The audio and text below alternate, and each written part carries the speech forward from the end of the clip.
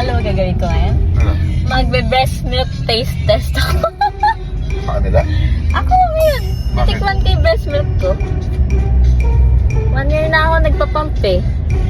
1 year na ako nagpapabreastfeed. Ano, bakit yung good luck?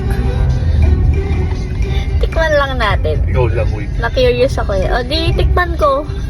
Ayaw niyang tikman. Sabay tayo. Ayaw ko din. As in, konti lang. Ayaw. Ayaw niya. Sige, ako na lang. Konti lang ako. Inubos ko lang kasi. Siningot ko lang.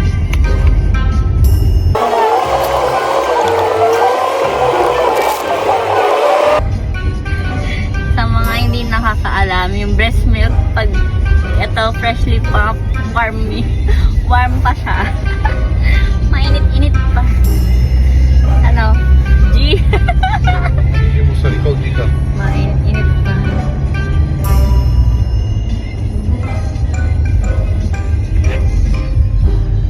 Amoy. Malansa. Walang amoy. Hindi naman malansa. Tikman ko na nga. Tikman na natin siguro.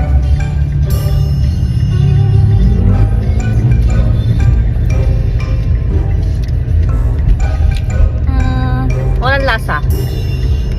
May konting kalawang na hindi siya literal kalawang eh.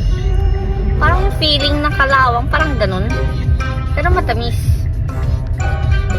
Sarap naman pala. Pero yun.